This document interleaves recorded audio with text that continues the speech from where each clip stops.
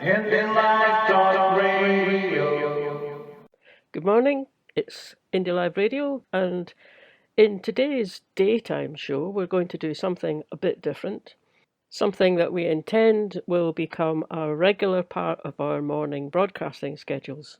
We want to highlight what Yes groups around Scotland are doing, what kind of events they're having, what kind of people they're asking to talk to them, what they talk about amongst themselves. So we're going to schedule in Yes Group highlights. You could call it campaigning in the new normal, because part of the reason we can do this is because Yes Groups all over the country are now setting up virtual meetings, online meetings. Whether it's Zoom or any other platform, there we are, coming together, talking to each other, and sometimes with more people at these meetings online than we used to get at actual meetings.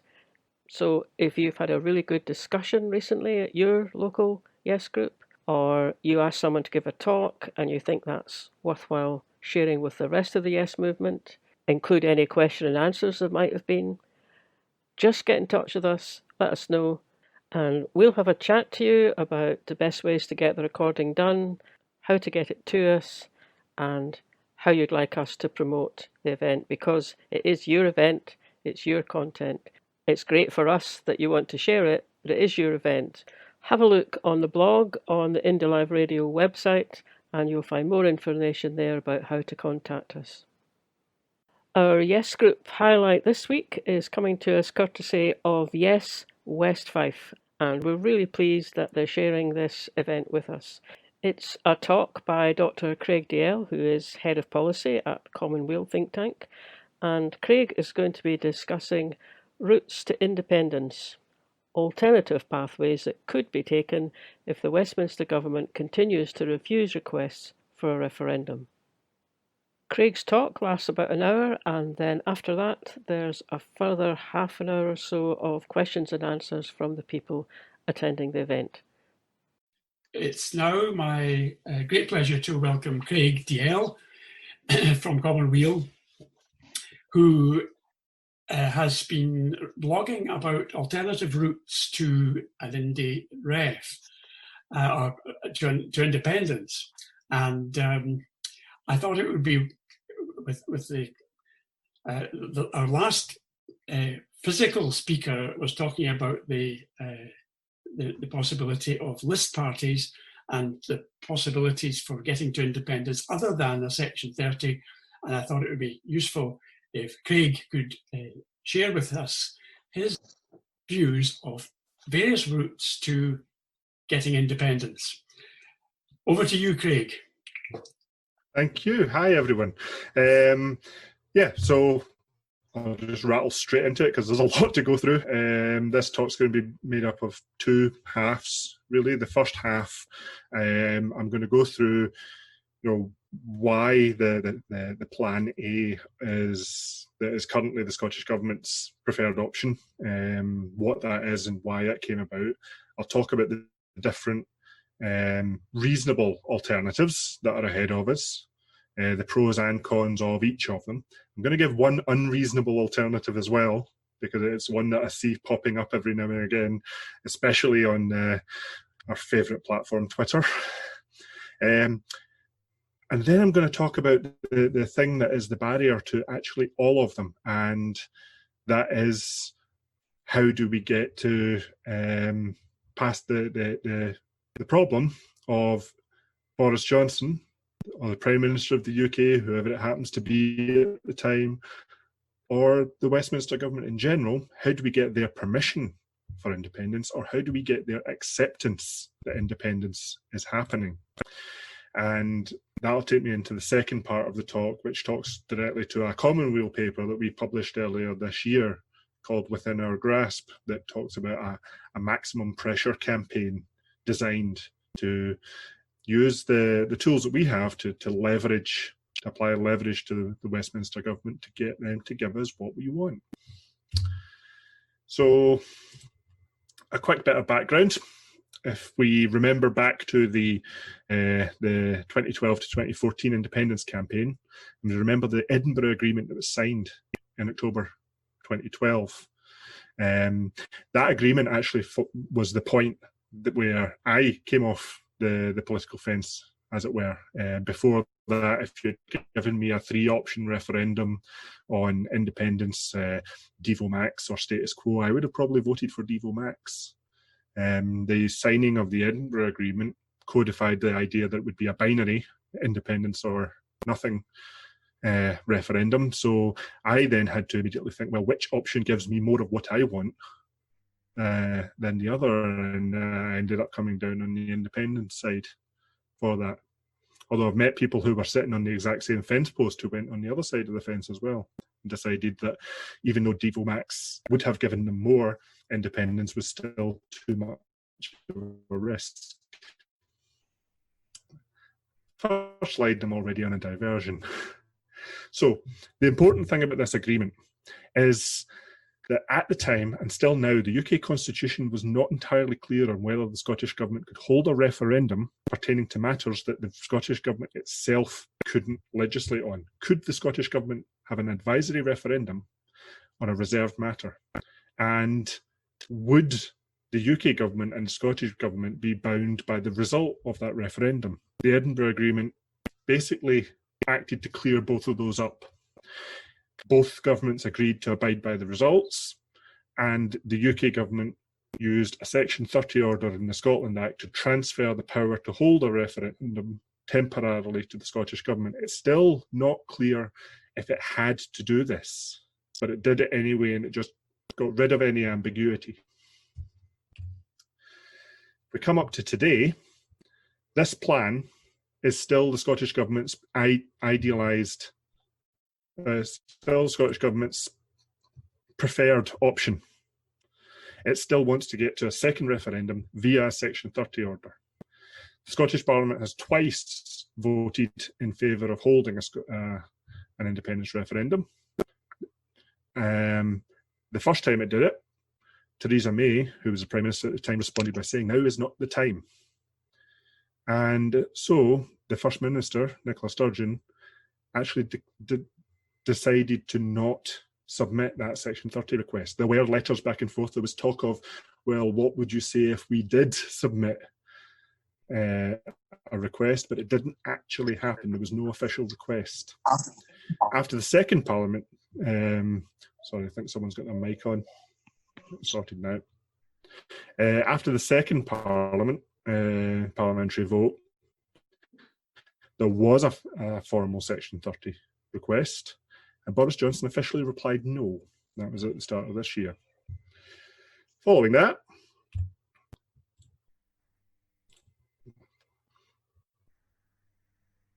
the new plan is exactly the same as the old plan. Since that moment, the Scottish Government hasn't actually changed tactics. The policy is still to somehow gain a Section 30 order, and the current political strategy is that there is a hope that in 2021 Scottish elections there will be an SNP or at least a pro-independence majority that will prove the mandate, and somehow this will convince Boris Johnson to allow a Section 30 order. Somehow, because we've actually had several of these electoral events where there has been a pro-independence or an SNP election victory. With 2 in 2019, we had 1 in 2 in 2017, 1 in 2016, 1 in 2015. None of those resulted in an independence referendum. And this is important. We have to remember precedent here. So we have precedent of an SNP victory not resulting in an independence referendum. There's no legal mandate for Boris Johnson to grant one. And that gets us to the big barrier of Plan A. That, my slides are badly out of order, sorry. That gets us to the barrier of Plan A, that he must, give permission for Plan A to take place. And there's no legal thing telling him to do so. It's the thing that will let him do so is purely political. If there is political pressure on him, then we'll get an order.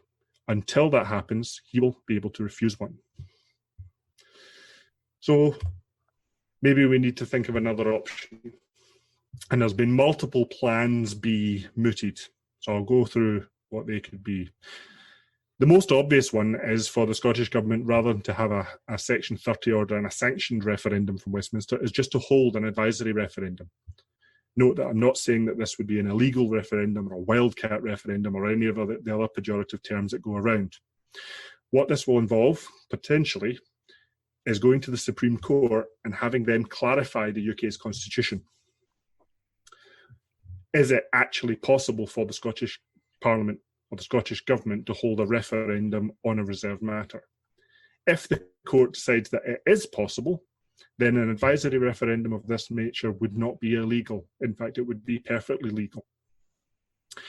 If we decide to do this ahead of time, if we decide to mount a legal challenge, then that actually would give us a pathway, even if we get rejected, because it would at least say, right, this plan is not possible. Let's stop worrying about it. Let's focus our efforts on something else. Another option is to not push forward with that court case ahead of time, but just simply announce an advisory referendum and wait for Westminster to make the reactionary move. If they react by effectively suing the Scottish Government and trying to mount a legal challenge, then again, either we win or we lose. If we win, we go ahead with the referendum. If we lose, okay, we try something else.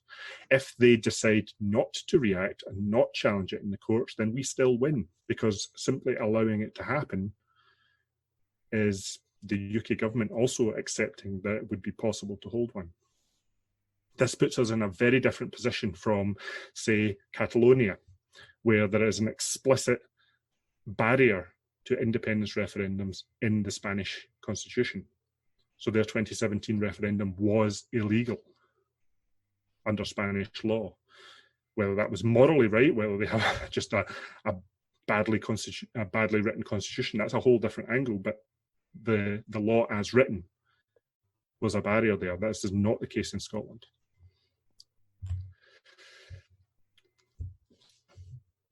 So let's look at another option. Plan C.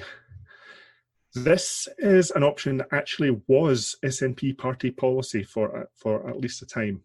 The SNP went into the 1997 election with a manifesto that said if a majority of Scottish MPs were SNP MPs, then there wouldn't be an independence referendum. They would just proceed directly to negotiations over independence. There would be a deal, and then there would be a referendum to ratify the deal. That option is, to a certain degree, a product of its time. Post-evolution and certainly post-referendum, it's less likely to see this as an option. But it is still instructive that it was at one point an option. The downside of this is we need a general election, really, to make this possible. And we've just had one, so we're not due one for another 5 years, although in the last 5 years we've had, 3, 4 general elections. So we don't really know how strong and stable the UK actually is. So if we don't have a convenient general election coming up, then maybe what could happen is the SNP MPs stand up and walk out of Parliament and force a number of by-elections. In fact, you could bring maximum PR if you did this at the right time. Imagine having that walkout in the middle of PMQs, for instance. There are distinct disadvantages to this, especially that walkout plan. If you did that walkout plan, the SNP couldn't gain seats compared to where they are right now. They could, because it's very unlikely that the Unionist MPs would walk out in solidarity with them. So you'd be in a position where all they could do is either come back in the exact same number or maybe even lose seats. The opposition may well target seats for maximum effect, target critical seats that are on a knife edge, or even look for the MPs who have caused them most trouble. For example, maybe the next several months look like they're going to be a fraught negotiation over the future of the NHS. So let's use this opportunity to get rid of Philippa Whitford. That could be a strategy. Another disadvantage is that compared to Scottish elections and Scottish referendums, the UK voting franchise is significantly narrower than the Scottish one. 16 and 17-year-old Scots would not be able to vote. EU citizens would not be able to vote, and non-EU citizens would not be able to vote. So if this plan was followed, you'd have people who actually voted in the 2014 referendum who'd be unable to vote in this plebiscite. And if this was the result of walkouts rather than a general election, you would also disenfranchise every single voter who lived in a seat held by an MP who didn't walk out. So you could call into question just how broad of a democratic event this could be. Another alternative is to look to Holyrood. Use a Holyrood election, because there is one coming up, and use that as a mandate, again, similar to the 1997 manifesto, not as a mandate to produce a referendum, but as a mandate to proceed to negotiations. Simply say if there is a majority of pro-independence MSPs returned, or if a majority of voters vote for pro-independence MSPs, then you will proceed directly to negotiations. You have a much wider voting franchise in this event, and you have a proportional system, which makes a pro-Indy majority harder to gain, but much more impressive and much more representative when it happens. You could think about the Scottish Parliament, perhaps if they're not ready to do this in the May elections, maybe a year down the line, they want to call a snap election to force the issue. Snap elections are possible in Scottish Parliament, but they do require a supermajority of MSPs. So unless there's a supermajority of pro-independence MSPs, you would need to basically have opposition MSPs, unionist MSPs, call the SNP's bluff, perhaps. There has been some precedent for this in Scottish history, but that seems like a hard hurdle to reach, especially if the opposition think they might lose. You can look at the potential of MSPs walking out, similar to the MP's example, but because of the setup of the Scottish Parliament, you could only do this with constituency MSPs. If a list MSP resigns their seat, then they are simply automatically replaced with the next MSP on that list. And if you run out of people on that list, so say the SNP list for the south of Scotland, all of the options in that list walk out or refuse to stand, then the seat simply remains vacant. There's no by-election. It's only constituency MSPs that force a by-election.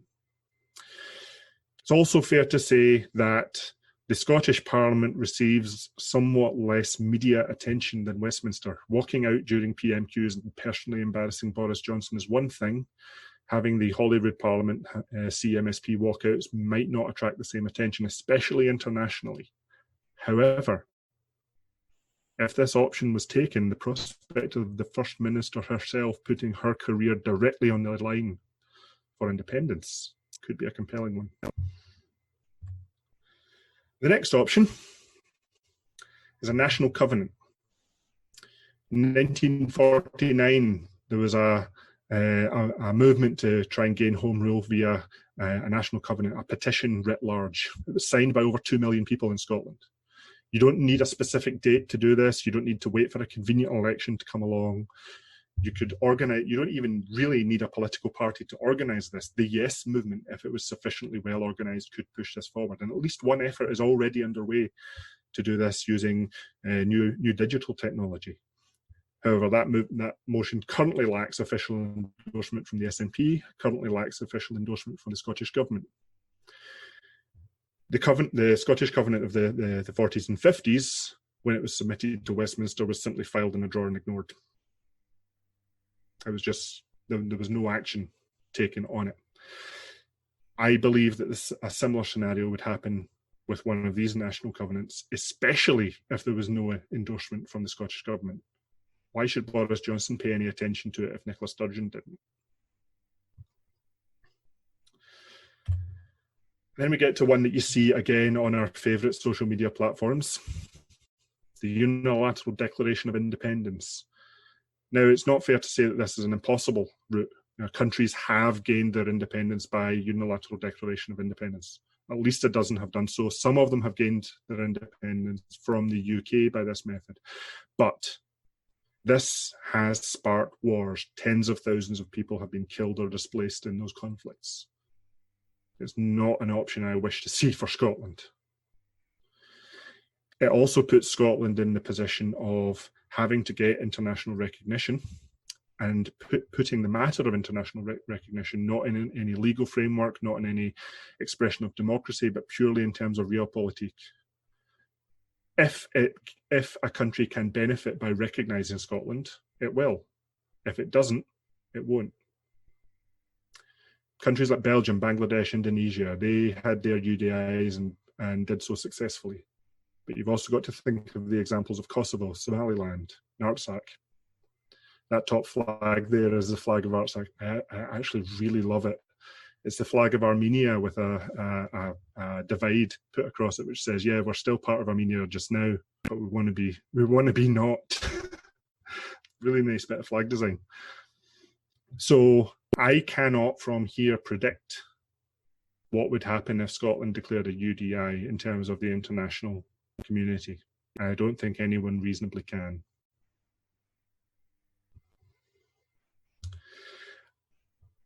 And that brings us to the unreasonable plan. Some kind of legal loophole that somebody discovers that renders the Treaty of Union obsolete or invalid or void, and Scotland just becomes independent by fiat. Try to find some way that the Westminster government has treated Scotland unfairly and has breached the Treaty of Union. Bear in mind, the Treaty of Union has actually been breached. It was breached 2 years after the Union started, when they closed down the Edinburgh Mint. The right of the Scottish Mint was written into that treaty. But just imagine if Scotland actually did gain independence via this method. There was some dusty document that was discovered in a library, and the Treaty of Union has been invalid for 50 years, so we'll just become independent now. Then imagine a few years later, would just become independent, we're getting on our feet, we're starting to do things, and some student discovers another legal document that proves that there's an important point in politics. If you create a precedent, you give away the right for it to be used against you. So we cannot rely on these legal tricks for that reason, and for the reason that this is fundamentally an argument about democracy. Independence must be won via a democratic event or not at all. We're trying to correct a democratic deficit in Scotland. We are not going to get there by creating one. Now, you might have noticed something about that all of the reasonable plans have in common, as opposed to the Plan A of the Section 30 order. Unlike Plan A, none of them require Boris Johnson's permission to start, but all of them require him to accept the results or to accept that the campaign is happening. If there's an advisory referendum that is simply boycotted by the unionist parties, then you can cast the democratic nature of it into doubt. If the event happens and the UK government just refuses to come to the negotiating table, then how do we actually create our independence? So we have this barrier, this bottleneck in the shape of Boris Johnson. Oh, that's a horrible image. Sorry, I apologise. Boris Johnson will refuse to accept all of these plans B, and he will refuse permission for Plan A until there is more in it for him to accept than to not do so. So that brings us to the second part. How do we mount the pressure? How do we get him on his journey to saying yes? This is drawn from a paper that Commonweal produced in January this year. It's called Within Our Grasp. It describes a non-violent escalating pressure campaign designed to get the UK government to agree that Scotland is no longer governable from Westminster, and Scotland should have the choice on which way to go from here. There are principles to this. First one, the most important one, is that it is a non-violent campaign. It must be non-violent. We are not going to war here. It must be a planned campaign. We want to set up a national campaign body that strategizes and judges when to escalate and what actions to take in which place. We definitely don't want campaigners to start going off on their own and pulling stunts that are beyond the limits of what the public currently accept. Look, for example, at some of the protests that were mounted at the Scottish borders over the last few weeks. Whether you think those protests were right or wrong, justified or unjustified, there were a lot of people who did not, and a lot of people took flack for it, and there were a lot of condemnations for it. You can imagine the same thing happening if, for example, someone at a protest throws a brick through a window. Actions must be agreed, and this is especially critical when we get up to things like civil disobedience, whenever you're asking activists to break some law, again, whether that law is justified or not. Any action that is undertaken must be with full awareness for all of the activists involved. And there have been cases quite recently where there has been a pro-independence march. It turned out the march organisers didn't have full permission from the local authorities to either on the timing or the route or various places on that march. That put activists in danger. That could have, the police could have justifiably said, this is an illegal gathering and you must disperse. And a lot of activists were not aware of this when they went marching, which effectively, means people who did not know that they were committing an act of civil disobedience were putting themselves on the line for legal action. We cannot do that. Finally, all actions must be within the limits of public support. We will be acting to ramp up that public support and as we ramp up the pressure, but if we take actions that the public do not support, then we will be condemned for it.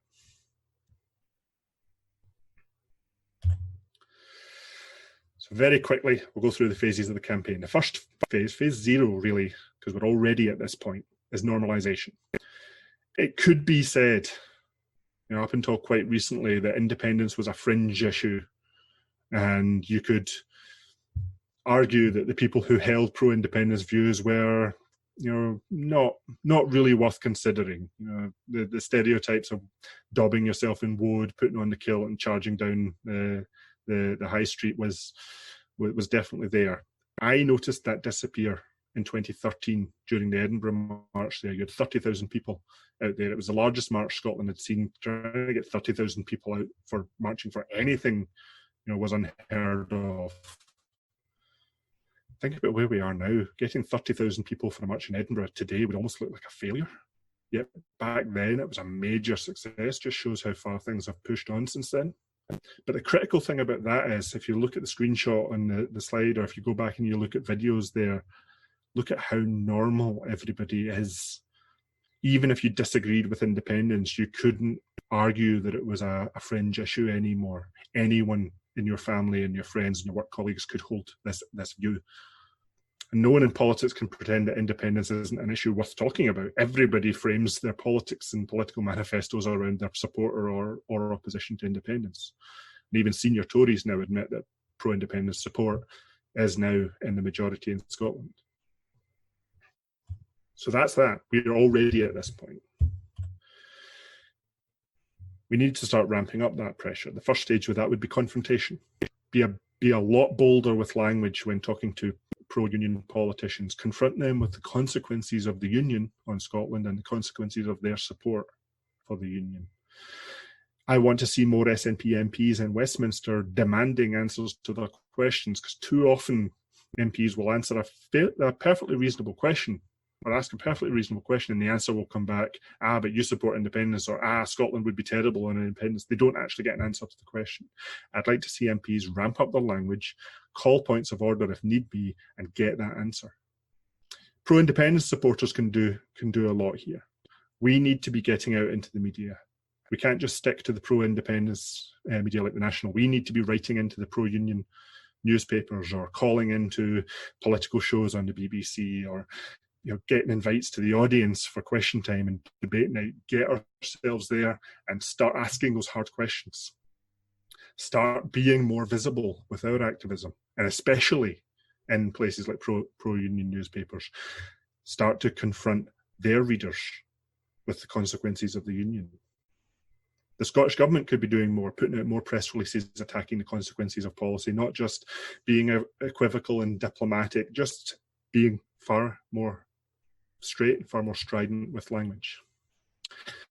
One thing we can all do, I've said it a few times, you can maybe get a hint that I don't have a high view of social media, but we can learn techniques about argument and persuasiveness so that we don't just retreat to our bubbles and don't just retreat to slagging people off, then blocking them when we get into arguments. There's plenty of information out there on how to craft a persuasive argument, and throwing facts at people generally isn't it. Generally, it starts with listening to them. Generally, it starts with finding out what their concern actually is, finding out why they believe that support for the union is the mechanism for salving that fear, and then showing them why this isn't the case, why independence gives them a better solution. And that will change depending on who you're talking to, because everybody has their own hopes and fears. Everybody has their own audience. What will be an absolutely convincing argument to one person will just be brushed off as propaganda by another.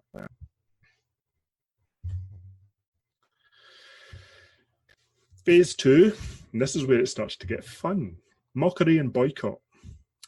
Boris Johnson came to Scotland not that long ago, and there's a reason he spent it out in a field or talking to crabs rather than in a town hall meeting. He can't face the public here in person. He knows it.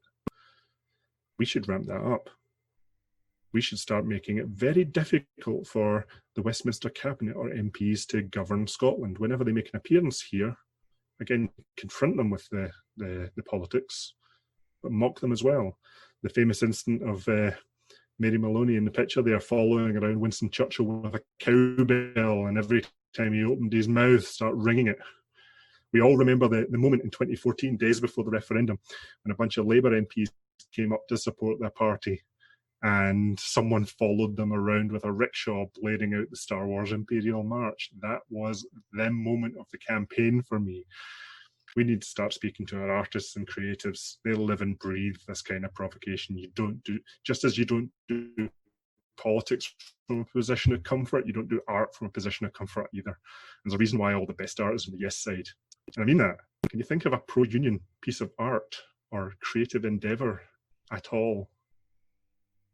Ever? We definitely win that side. We can also start organising boycotts. I mean, I'm not saying do this now, I'm not saying do this individually. As I say, this has to be a ramping up, escalating pressure campaign, but at this phase in the campaign, you start asking people, don't shop with businesses that donate to the unionist parties. Don't do business. If you own a business and you're looking for contracts and the UK government is putting out a tender, boycott it. Don't take that contract.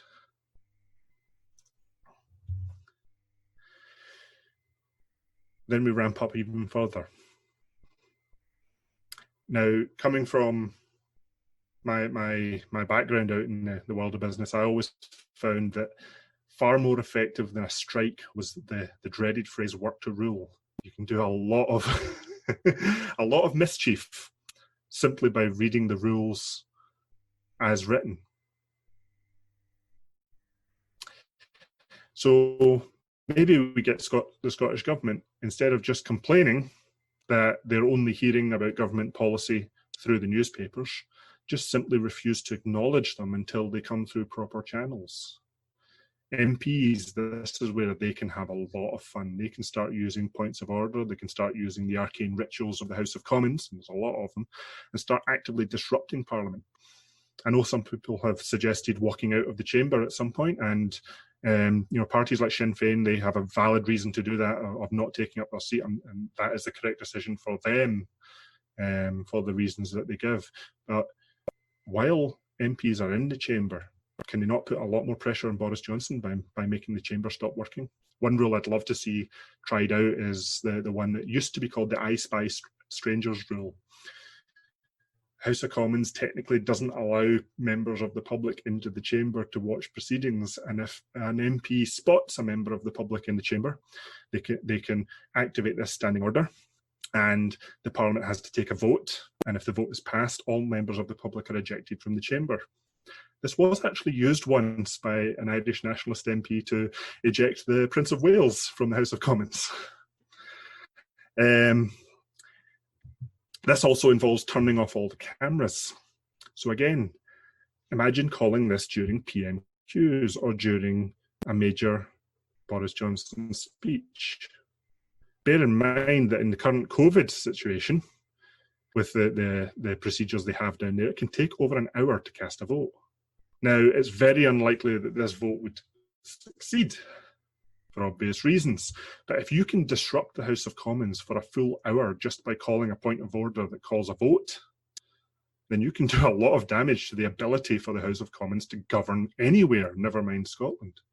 There's a great video by Mary Black from a few years ago where she was at Strathclyde University, and she talked about all these arcane issues within the House of Commons and how the Tories can use filibusters, or they can hide in the toilets during votes until the Sergeant at Arms chases them out at sword point, or they can stand up in a packed House of Commons and call for a quorum vote, which means that the MPs have to then go and vote to confirm that there are more than 40 MPs in the chamber, where it's standing room only. So instead of just complaining that the Tories do this when they want to disrupt proceedings, why don't we start doing it? Another thing I'd like to see is for pro-independence voters to start joining pro-union parties. Here's a consequence. Now, what I'm not saying here is for SNP members to join the Tories. I'm not saying that. If you want to join a political party, it should be the political party that best represents you. But here's the thing about the consequence of the rising polls and independence. There are now more pro-independence Labour voters in Scotland than Labour members. The same goes for the Lib Dems, the same goes for the Conservatives. There are more pro-independence Tory voters in Scotland than there are current Conservative Party members. It is possible, mathematically, difficult I will say, yeah, but mathematically possible for pro-independence voters to join pro-union parties and pass a pro-independence motion at their conference. That's how fragile the union is right now. This is where the yes groups, the pro-independence movement, really should be doing much more work. We need to be canvassing our local area. We need to find these pro-independence voters of the pro-union parties, and we need to engage them, and we need to bring them into the movement, and we need to activate them. We're supposed to be a cross-party movement, so let's become all-party. We also have to change, at this stage in the campaign, we have to change what we're doing with regards to the yes marches. Yes marches absolutely, even now, have their place. I mean, obviously, COVID restrictions notwithstanding. But they have their place at normalisation, showing that independence is a thing, but also they're just a really good day out for activists. They're good for networking, they're good morale boosts. They have their place. At this stage in a pressure campaign, you'd be looking for protest with a purpose. Start talking to folk in places like CND Scotland and the peace movements and things like that. Start marching with the aim to disrupt. Whatever that looks like. Wherever UK governance is vulnerable to this kind of disruption, and this again is why you need that strategic campaign body overseeing this. But we start protesting with a purpose rather than just to G ourselves up. Come on, admit it. It'd be fun too. Then finally, we get to the furthest that we can go with a non-violent campaign. The furthest we can go. We may have to break laws, and the UK may make activity that is currently legal, illegal. I think of countries that have banned the right to protest. I think of countries that have banned a clapping because it was used ironically to discredit the leader. That happened in Belarus, if I recall correctly. And it should start with the politicians rather than the public. So again, calling on the SNP MPs here. You by this point you'll have greatly disrupted Parliament while staying within the rules. But at this stage in the campaign, you start breaking the rules. You start organising sit-ins. You start organising walkouts. You run up and you grab that mace and you run off with it until the sergeant at arms chases you with their sword again. You do whatever you have to just to make governance impossible. In the broader public, you start looking at look at the international examples. What is Scotland's Salt March? What's our Boston Tea Party? What is our Singing Revolution? It might not get to this stage. It might not. Just the threat that it might may be enough, because this is again why you need that escalating pressure. It's not just what you're doing now that applies that pressure, it's what you will do next if you don't get what you want. There are consequences to this, and again, this is why we have to hold to those principles of strategy, of timing, and of acceptance and permission. Because ultimately, ask the Black Lives Matter movement, ask any movement in America right now, what a peaceful, non-violent movement who embarks on civil disobedience, what that actually means. That means standing in the street and being hit in the face by a cop, and getting up and standing there until they hit you again. It's not pleasant. It's not fun. A lot of people are seeing this right now, today, in places like America and elsewhere. This is the consequence if we have to push this far. But it's also why we go no further than this. We do not start shedding blood. We hold to those principles. As I say, that is what happens if we get that far. Because it might be that the pressure is enough at a far earlier stage. The moment it costs Boris Johnson more to prevent independence than to allow it, Scotland becomes an independent country. And remember that we're building pressure and support at the same time. We don't get to that last stage until Scotland as a whole is ready for it. And we'd be building both the pressure and the support.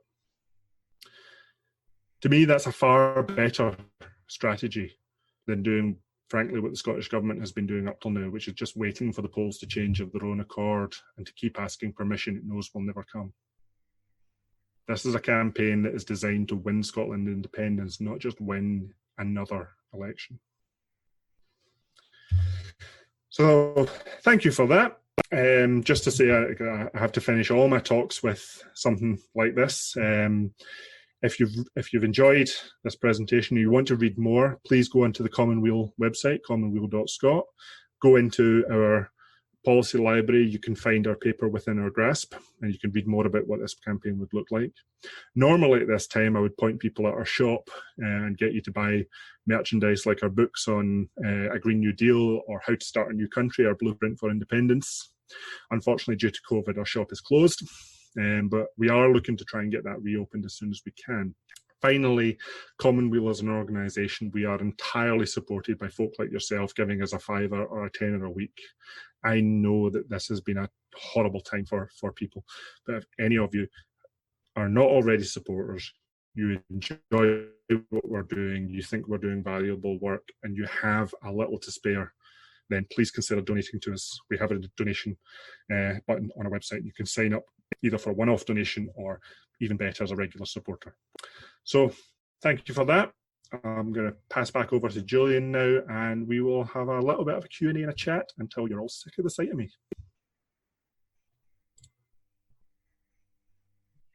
Well, thank you very much indeed, Craig. That gave us a lot of food for thought. Somewhat terrifying at the end, but a lot of ideas there.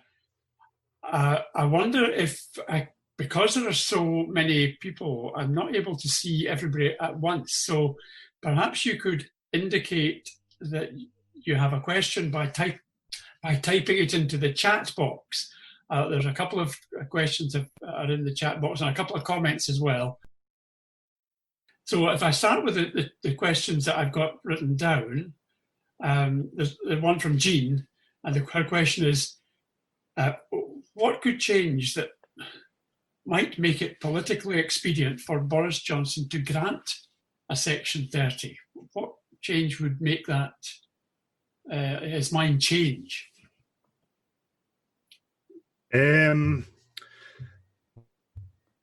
I mean, there's various factors in this. One of them might be this is the last chance to stop it. And David Cameron agreed to the first one because he was absolutely sure not only that it would stop the independence movement, but that it would just crush nationalism forever. It didn't quite work out that way.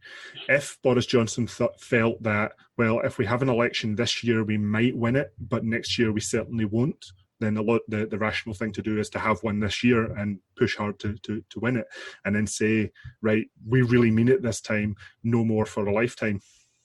So that might be an option.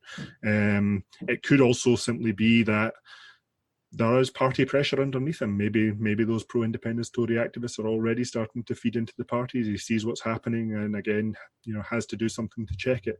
There are various angles there, but I think that first one of this is the last possible chance for me to stop this would be the most powerful. That kind of ties in with a comment that has been made a bit further down. The comment was that the English electorate are coming round to the idea of an independent England. And almost 50% of voters in a poll indicated that they would be quite happy to be short of Scotland. So do you think that could be manipulated to persuade Boris Johnson it actually would do him some political good if he were to get short of Scotland, and a face-saving way of doing that would be to allow us to have a referendum? Possibly. Very possible that could be the critical factor within the party. Especially if there is that ramping pressure campaign of it is now obvious that Scotland is preventing English Tories from getting their policies. Right, thanks for that. Have you any idea how Martin Keating's court case fits into the scheme that you've outlined there? Okay, so this is the court case that is trying to do that clarification of the UK Constitution to see if the Scottish Parliament does have the right to bring an unsanctioned referendum on independence. It fits in kind of as I said earlier. Okay, it's not being pushed by the Scottish Government, which would have probably been my preferred option for this, but like certain other court cases that were brought by private individuals around Brexit, for instance, it could have the same effect, of clarifying that constitution and either giving us a pathway through that advisory referendum or definitively blocking it off, so we don't need to worry about it anymore. In a certain way, one result might be more preferable than the other, but either result is progress. Right. Jean, you had a question about probably about boycotting being valid but difficult if it costs you jobs in your company. What was that the substance of the question? It was just a comment on Craig saying don't do business with the UK government, and it's just a yes. If that's the only business you can get, that's going to be really difficult. Maybe just as difficult standing up and being beaten by a policeman. Yeah. Yeah, I mean, there are consequences to actions. I mean, that's again why it has to be something that is both targeted and has the permission and the solidarity from the folk who are actually doing it. Again, I would kind of hope that by the time we get to that stage, then maybe the Scottish Government has set up alternatives. Why invest in this direction when you can invest in Scotland? That sort of thing. These all kind of tie in together. But yeah, just saying that is a lot easier than doing it. And for some companies, you might even want to do it but can't. I do know that during the 2014 referendum, there were plenty of shops and businesses around my area who, were quite happy to say, "Oh no, I definitely support independence," but I can't support it publicly because I can't risk alienating half of my customers. So no, I am sympathetic to that. Asks if we start making a real nuisance of ourselves, is it likely that devolution would be pulled completely? And there's kind of moves to pull it partially anyway already. And if we do that, is it actually a good thing? If we would that harden people's determination to seek independence if devolution was thoroughly undermined so that it was not really applicable at all? I mean, ultimately, that might only serve to accelerate the pressure campaign. It has been noted with respect to a lot of the protests in America that the people who are standing up right now and saying, "Why are these protests so violent? Why can't they be peaceful protesters?" And the protesters are responding with, "Well, when we were protesting peacefully, you told us, why are we protesting at all? Why couldn't we just discuss this civilly? And when we were discussing it civilly, you ignored us." So by locking away democratic options, there may be more drastic consequences. I don't want to go down that road, but that might be what happens. I don't think that Holyrood would be shut down by Westminster. I do believe that they will try and grab more powers. They will try to find ways of. They've openly said that they want to. The UK government wants to do more to push policy in what is currently devolved areas, and you can already see things. Folk like Douglas Ross, who has very flippantly announced a policy of more, stripping powers from Holyrood and giving it to local authorities and town councils, which would be the largest and most drastic upheaval of Scottish local democracy since 1994. I don't think he's actually thought anything beyond the soundbite, but you can kind of see the direction of travel there. Would that involve perhaps local authorities opening up a pathway to discussion directly with Westminster instead of through Holyrood? I can see more of that happening rather than a direct shuttering. Yeah. Dave Ferris and maybe one or two others have asked if you think that the SNP are listening to you, and I don't know if that is you as a member of the Green Party or you as a policy director of Commonweal. It could be either of these roles. Is the SNP listening to you? Individual politicians have read our work. But getting an official channel into the Scottish Government hasn't really happened yet. Is the Referendum Scotland Act 2020 a small step to allow the question to be put to the Scottish public? One fear, especially of the advisory referendum route, is that Scottish local authorities that have pro-union majority control would simply boycott them and would not facilitate the referendum. That has been significantly lessened as a factor by the referendums bill, which now has a legal mandate for local authorities to facilitate a legal referendum. So as long as the referendum itself was legal, then local authorities would have to comply with them. Now, would that mean that the pro-union parties boycott? That's a possibility. But then they would be weighing up the pros and cons of doing that. Do we effectively give the other side a free run, or is this the last chance to make a concerted effort to stop that referendum, in which case we have to fight harder than they do? And another one from Jean. Who do you think is best placed to be the campaign organisation that creates this increasing pressure, this increased pressure campaign? There have been various discussions. I've seen letters in the National on this topic. Who is best placed to kind of lead this process? Because clearly the SNP are not the ones to do it because of their position as the governing party. They're the government. They can't easily be seen to be mutinous, so to speak. So is there another organisation, the SIC or any other similar thing that would be the umbrella for pushing this campaign? Yeah, and even without the government side of things, having it majority controlled by one party is kind of an antithesis to the broad cross and non-party movement. So it does need to be a sort of a broad umbrella organisation.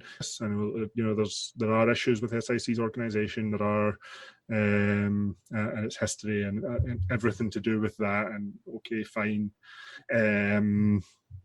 We have also suggested that, especially as that pressure ramps up, then you need folk who are respected in Scottish civil society to be able to go out in front of the media and say, this is why this is happening and for this reason. Again, look at America, look at who the kind of figureheads have been in things like the civil rights movement and things like the movements around Native American rights. Look at the Black Lives Matter movement. Look at where those figureheads have come from. Who are those people in Scotland? And Dave Ferris asks, can the SNP be pushed into a plebiscite election? I seem to have seen blogs that say that the idea of a plebiscite is incompatible with an election, that the two things are don't really work together. You can either have an election or a plebiscite, but you can't have both in the one vote, so to speak. What do you? Yeah, I mean, there definitely are tensions, and it is. If you're using Holyrood, then you do have to be aware that the winner of the election does become the government. It's less of an issue for a Westminster election, say, because you're all but guaranteed that the SNP or pro-India MPs will be in opposition. So no, there is definition there. Can the SNP be pushed? Well, parties are supposed to be controlled by their members, and there's a conference coming up. I don't know when the deadline is for motions. So I not being an SNP member myself, I can't push too hard on that. But I do know that if the Greens wanted to push for that kind of policy direction or change in direction, then that push would come from the members and would be pushed through at conference. Yeah. John Leck is asking about the formation of AFI, that's the Alliance for Independence, and the ISP, it's the Independence for Scotland Party, to try and get list votes. Do you think this is a good idea, or would this split the vote? And he adds that the old system is difficult for ordinary mortals to get their heads around, and right enough. What do you think of the creation of AFI and ISP and the existence of other parties, including Greens, all supporting independence on the list? What would be the effect if people voted for these parties? I actually gave a talk to Yes Kirramuir on this very topic. It lasted about an hour and 45 minutes, which will runs through the pros and cons of a whole bunch of options in there. Ultimately, vote for the party that best represents your concerns is the best advice I can give on this. Yeah, I mean, there are advantages in terms of, say, for example, and remember that I'm a Green member, so of course I'm going to say this, the Greens have been around for a while. They have the structures, they have the infrastructure in place, so they're already an established party. Setting up parties is hard, very hard. Ask anyone who was involved in Rise. Jonathan Chaffee, my colleague, can talk about that, the challenges that they discovered setting up that party. On the other hand, if you, for whatever reason, are personally opposed to green politics on all things, on a sufficient number of matters, then the Greens are not representing your views. So maybe find a party that does. But that's the best way just to do politics in general. Yeah. DeHunt itself is fairly resistant to being gamed. What I would say is Scotland will have a pro-independence majority of MSPs when there is a pro-independence majority of voters. What the shape of the resulting parliament is will depend on other factors. David asks, who's behind the SNP Commonweal group? Who is involved in that? Right, yep. All right. So the SNP Commonweal group, they were a group of SNP members who came to, can we form a group to promote that within the SNP? So as an organisation, they are completely autonomous. They don't ask our permission for anything. The only thing we ask them for is stay within Commonweal values. I can't speak to what they are doing on a day-to-day basis, but they are active online. Drop them an email, speak to them, get in touch. If you're in the party, get involved. Right, Jean. They have some MSPs behind them. The only big name that jumps out is Angela Constance. They have a charter at the moment, which I think is out, and their plan was to have a resolution to put at conference, which would be proposing the Commonweal Green New Deal, some variation or whatever of that. And that was what they, and I'm not sure now where that is, and we haven't got a conference date either. Yeah, I mean, that's the whole reason it was created in the first place, was we want, as a group, we think Commonweal is a good thing. We think what they say is a good thing. We want to take the best of it, maybe not everything, and we want to get it through SNP conference, because we have seen how at least two good Commonweal policies, like the National Investment Bank and the energy something, Craig, you will tell me what it is. We've got the National Energy Company, National Infrastructure Company, the National Energy Development Agency. These are all policies that have already been passed at SNP conference. So my slight frustration is, well, they've been passed, but then so what? Now with the bank, they're, we have moved forward, so it's moving. With the other ones, I'm not so sure. But it may be we had just a few days ago, we had last week, the National Infrastructure Company that was put out to investigation by the Scottish Infrastructure Commission, who rejected the National Infrastructure Company. So that it will now be for the Scottish Government to see if they accept that rejection, or whether there's further pressure from members who force them to look at it again. We've written about it. I had an article on Source, Commonweal's media site, last week, explaining the reasons why it was rejected and why I disagree with them. And actually, if you're a listener to the Commonweal Policy Podcast, got to get the plug-in somewhere, that'll be the topic of tomorrow's episode. These commissions that are set up by the Scottish Government do give me a bit of cause for concern in their composition. They seem to be quite a long way to the right of where Commonweal, Commonweal policies aren't many to the left of us. I just kind of wonder if, as one follows another, Growth Commission and the Economic Recovery Commission and all that, I just begin to feel a bit left.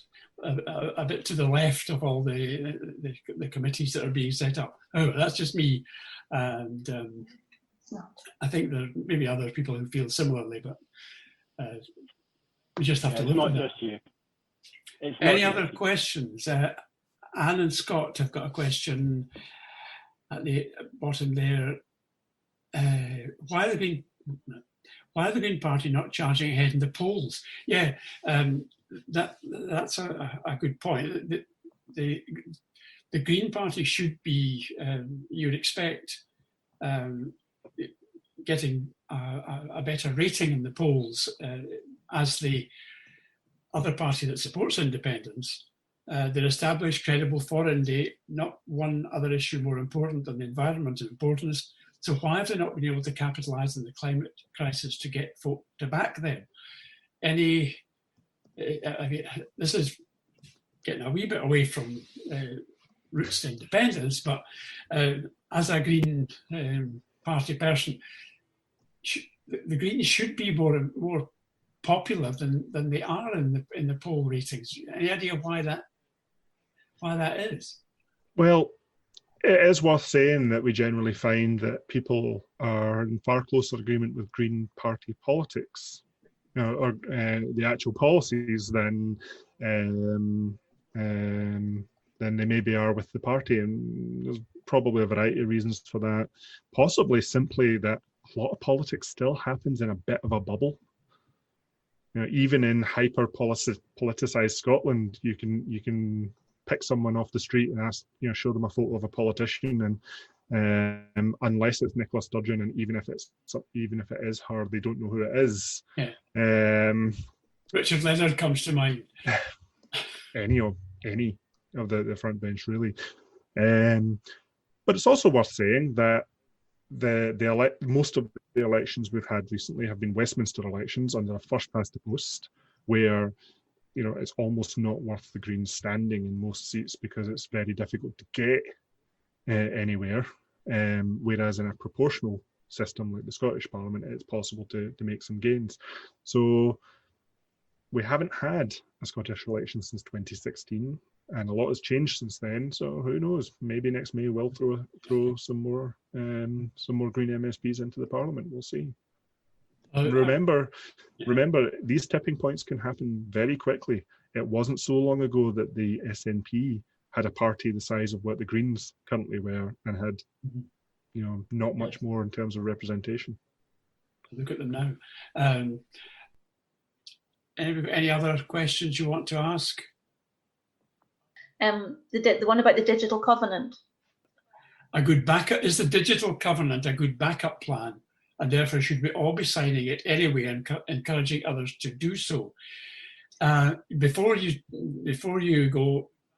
answer this, remember we had Annie Harrower-Gray speaking at one of our talks some time ago in the Monarch Bar, and that covenant, the Scottish covenant, has been on the go for a long, long time, and I hear very little about its progress.